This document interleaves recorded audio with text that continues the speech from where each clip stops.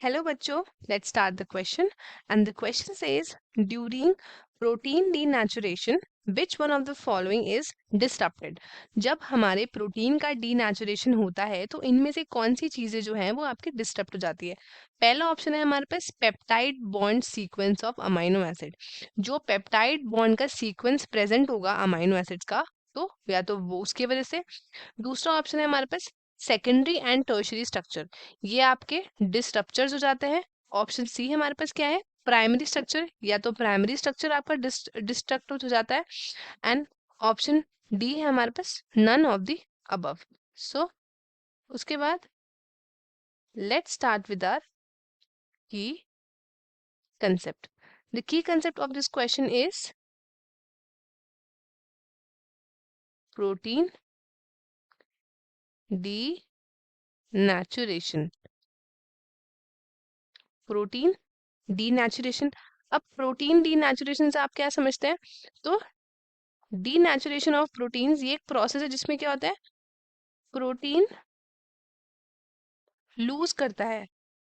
क्या लूज करता है? वो लूज करता है उसके नेचुरल स्ट्रक्चर्स। ये लूज करता है नेचुरल स्ट्रक्चर्स। अब उसके नेचुरल स्ट्रक्चर्स में क्या क्या आता है? सबसे पहला आ गया हमारे पास, सबसे पहला आया हमारे पास क्वार्टिनरी स्ट्रक्चर। दूसरा हमारे पास होता है टर्शरी स्ट्रक्चर। एंड तीसरा हमारे पास होता है सेकेंडरी स्ट्रक्चर। तो ये सारे आपके जो है नेचुरल स्ट्रक्चर्स प्रोटीन के ये टूट जाते हैं। तो इसकी वजह से इसका रीजन क्या क्या हो सकता है? रीजंस हम देख लेते हैं प्रोटीन डीनेचुरेशन के। रीजंस, तो सबसे पहला रीजंस तो क्या हो सकता है? Temperature and pH. सबसे पहला आता है हमारे पास टेम्परेचर एंड पीएच।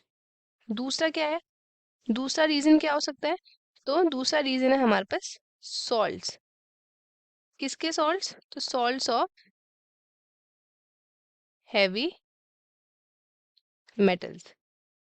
सॉल्ट्स किसके? हैवी मेटल्स के, जैसे कि लेड, मरकरी, सिल्वर एक्सेट्रा। अब आते हैं हमारे पास, नेक्स्ट है हमारे पास रिड्यूसिंग एजेंट्स, जैसे कि हमारे पास रिड्यूसिंग एजेंट्स डिटर्जेंट्स,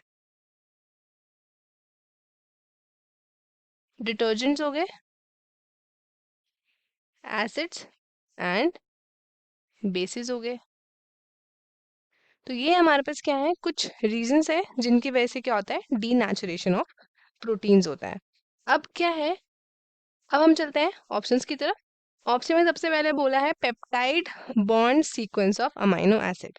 तो इसका कोई रिश्ता नहीं है आपके प्रोटीन डीनेचुरेशन के साथ, तो ये वाला ऑप्शन क्या हो जाता है हमारा, ये गलत हो जाता है। नेक्स्ट है हमारा सेकेंडरी एंड टर्शरी स्ट्रक्चर।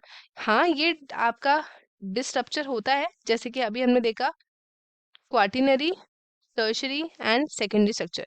ये आपका क्या करता है, ये आपका इजीली टूट जाता है। ये आपका क्या करता है, ये आपका इजीली टूट जाता है। बट जो आपका जो आपका ये प्राइमरी स्ट्रक्चर होता है, ये आपका इजीली नहीं टूट सकता। ये आपका इजीली नहीं टूट पाता क्योंकि इसके पास क्या होता है, इसके पास सबसे पहले तो होता है लीनियर अरेंजमेंट। कौन सा अरेंजमेंट? इसके पास होता है लीनियर अरेंजमेंट। एंड इसके पास प्रेजेंट होता है strong covalent bond. Strong covalent bond present है, जो हम इजीली नहीं तोड़ सकते during the process of denaturation. तो ये हमारा डिस्टर्ब नहीं होता, तो ये हमारा ऑप्शन गलत हो गया, नन ऑफ द अबव नहीं है, क्योंकि correct answer option B, that is secondary and tertiary structure. तो स्टूडेंट्स, आई होप आपको क्वेश्चन अच्छे से समझ में आया है। All the best and thank you.